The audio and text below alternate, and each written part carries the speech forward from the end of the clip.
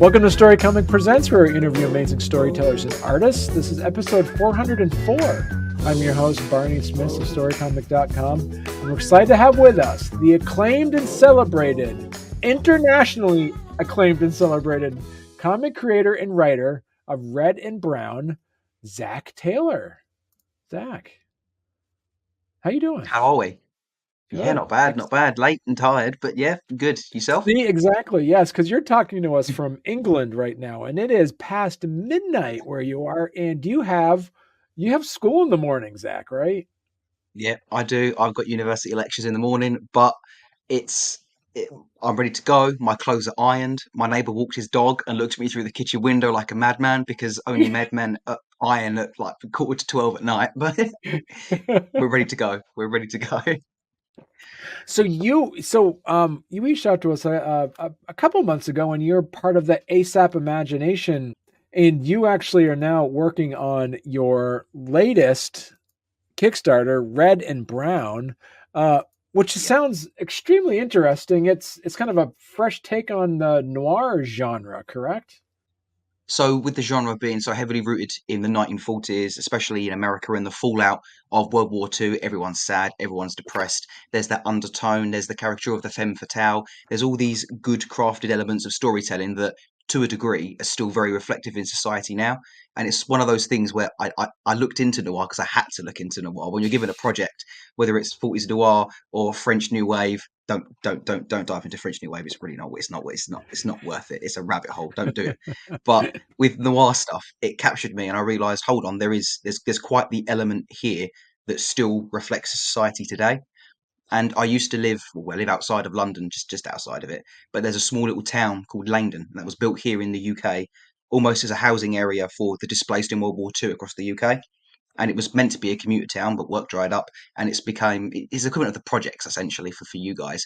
And Mm. it wasn't the nicest of areas. I remember hearing a conversation over the back when I was having a cigarette in the garden, and you hear all sorts of conversations in places like that. Things can pop off at any time, at any place, anywhere.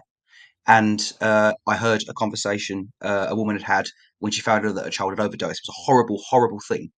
And then it gets the brain ticking. And then because noir was what I was looking to at the time, you start putting pieces together. And then that's how I started to craft the idea and the narrative as we go forward of this detective that comes across somebody who wants to make a confession, and it's her timeline of events that will flip now and then back to the present day.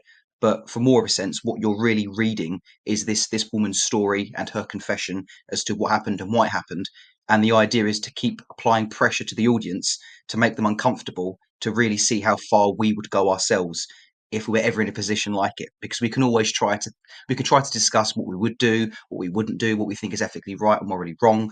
But it's one of those things that until you're there in that place, sometimes it's hard for us to really predict what on earth it is that we would actually do. So that is the aim Right. of Red and Brown, using noir, And old school noir tactics and a present day setting to push that metaphor. and so the main protagonist is Detective Gideon Stresnick, right? That is correct. That's And correct. so So we it's see this man. right. He emerges from a tenement building just for his average everyday at work, but in the fallout of a mistrial that was completely and utterly separate to the main driving plot point. But this is the catalyst for what sets him on his journey. And as he emerges from this tenement building, he's beseeched by news reporters. Everybody wants a snap. Everybody wants a snippet. And no matter what he does or where he goes, he cannot shake this breaking story of a mistrial that is just following him everywhere. He can't even get a coffee without people trying to offer it to him for free. He can't even sit at the bench and drink it without a jogger recognizing him. He's hearing it in radios. He's seeing it on televisions and windows. No matter where he walks or where he goes, he is plagued by this. And it's very much the driving factor as to what will influence his decision when he hears this confession that he will soon come upon. Well, so how does Stresnick's journey through the mistrial and its consequences shape his view of, say, like justice and morality? So it very much skews it. It makes him Okay. wonder whether the things he's been believing in or the things that he's been upholding are really as accurate or as fair as they really should be.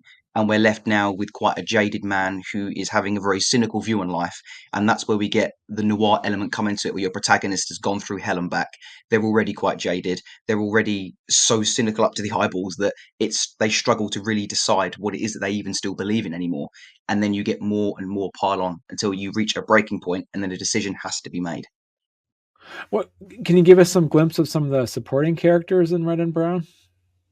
Yes, we can. So we have a lady called Angela Burrows, and she is the lady that will be giving the confession to Stresnik. And we Okay. will also be seeing stories of her daughter, because even though it's told through Angela's eyes, her daughter and her experiences will be the main focal point of this story. And as this relationship progresses, I don't want to say any more because I don't want to spoil, but it's more the development of their relationship and how this pivotal act that happened to them when she was young shapes what their life becomes and how everyone goes forward. And this will begin to play with Stresnik's mind because of his own recent experiences, and it will heavily influence his decisions going forward. And so do these characters, as you mentioned too earlier, that noir has a specific kind of theme and character archetypes. How do these characters kind of contribute to that noir atmosphere as well? So this was the difficult part because, Okay. as well as being such an interesting genre or movement in itself.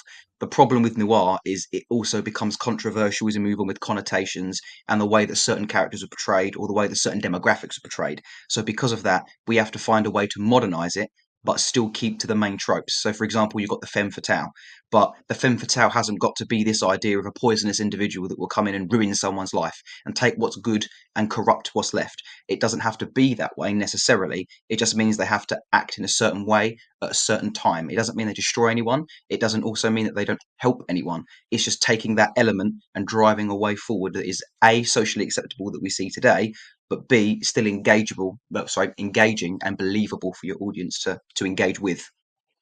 Okay. And so that kind of gets back to my next question as well. Like as we said, the work kind of pays homage to classic noir, but while you are updating it for modern audiences. So how did you kind of keep that balance for traditional noir elements with contemporary issues?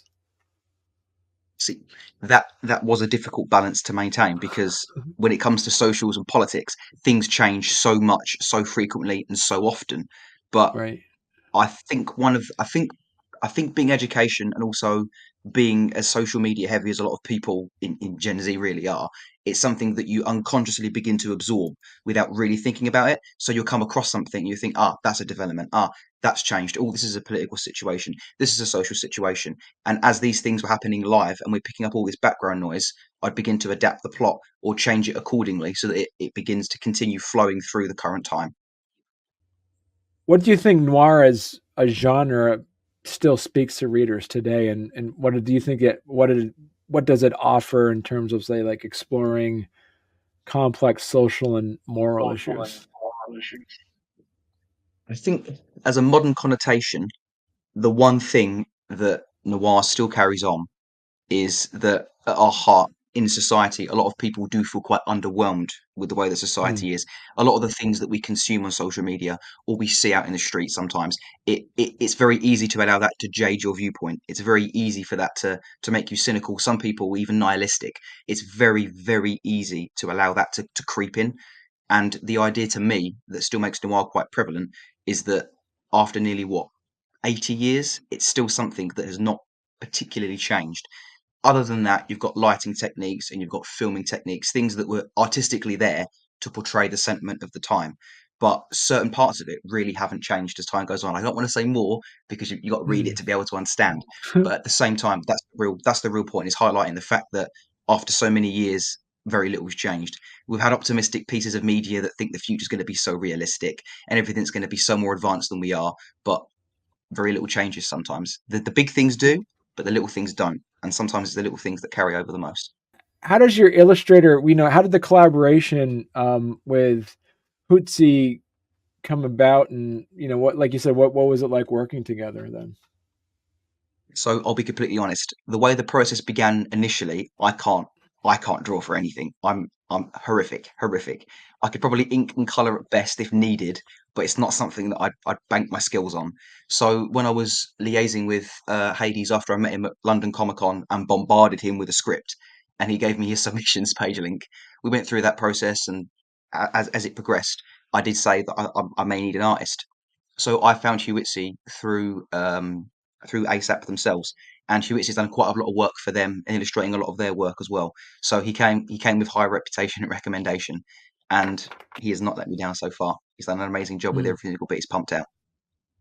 Well, because I mean, you know this too, but like noir stories often have a very specific color palette or say like visual Yeah. aesthetic. How did Huitzi approach the visual design to kind of reinforce that your story's atmosphere?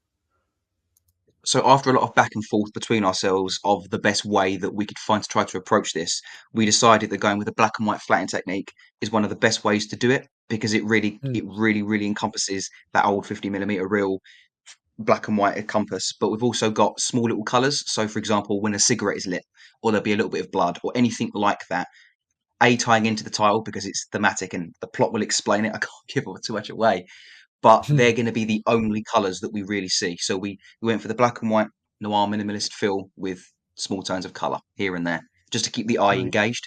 Even if it darts to the specific panel on the page here and there, it still keeps the engagement to keep everyone's eyes flicking from panel to panel.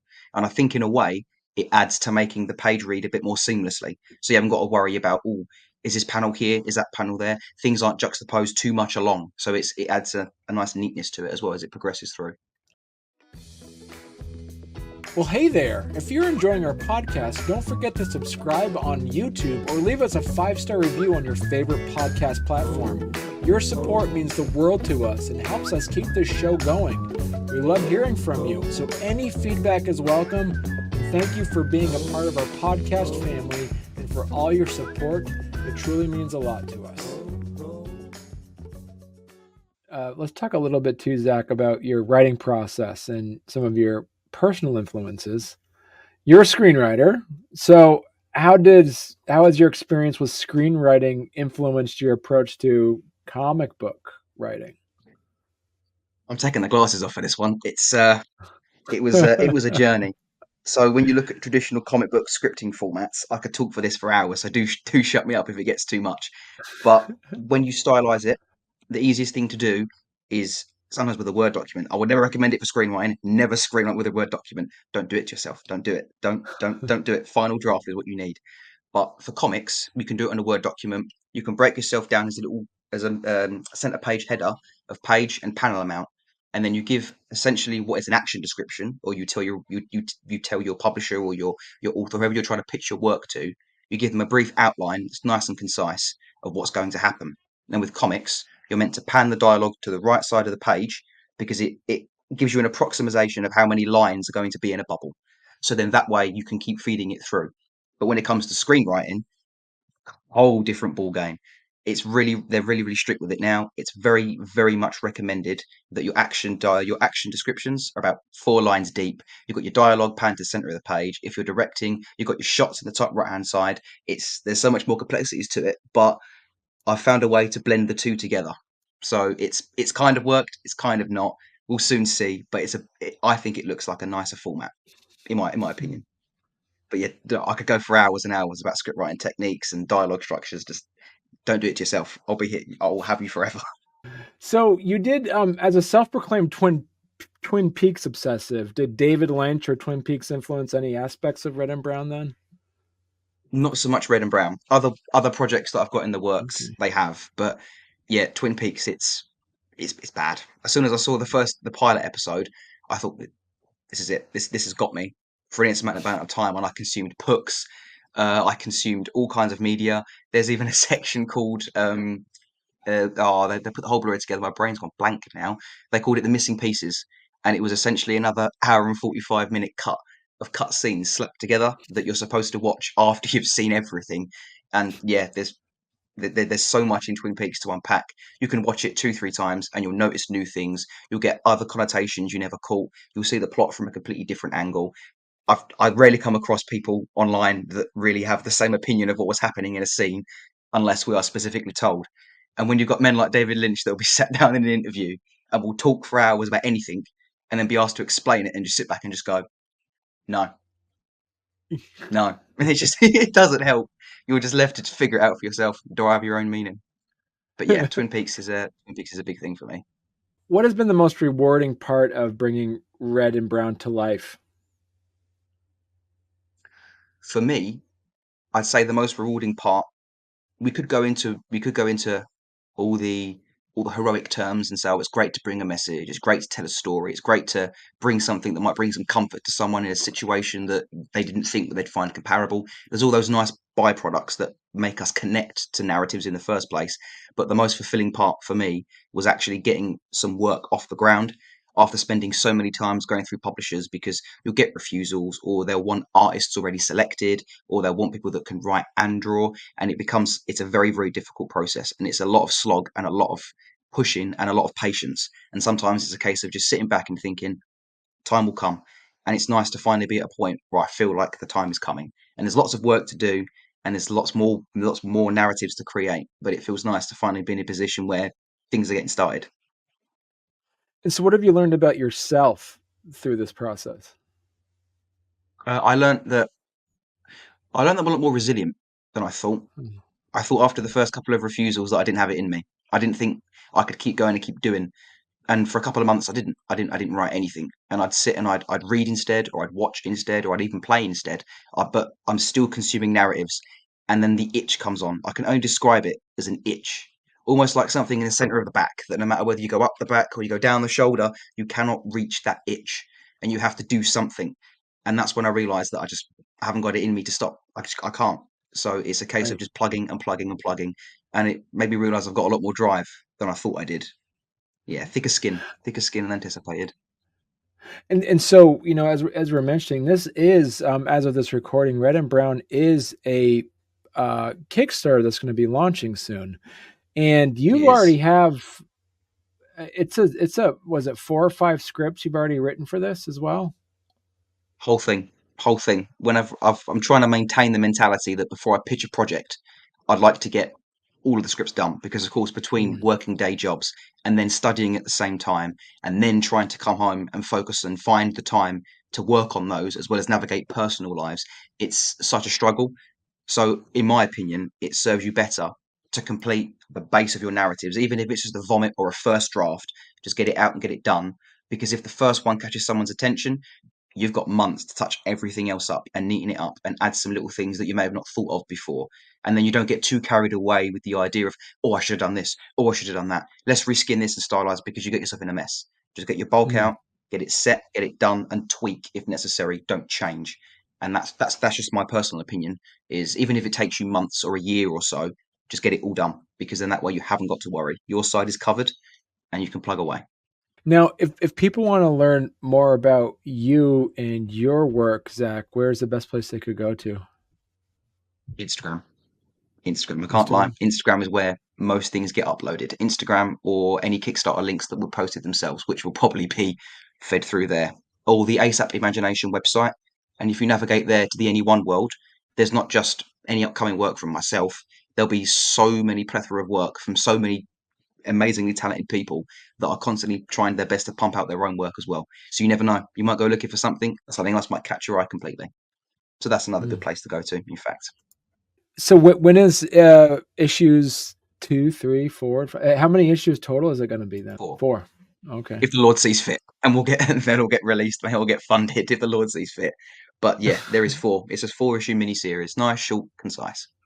Zach, this was great talking to you, and you're going to have to come back on when issue number 2 is coming out then. I mean, I'd love to. You can sit here and listen to me ramble about nonsense for another 30 minutes. It'd be fantastic.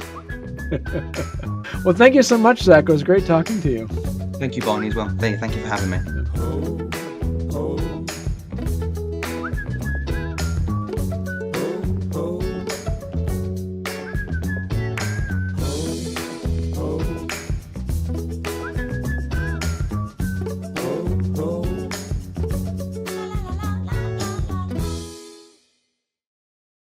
There, test. Am I better? Do I sound better now?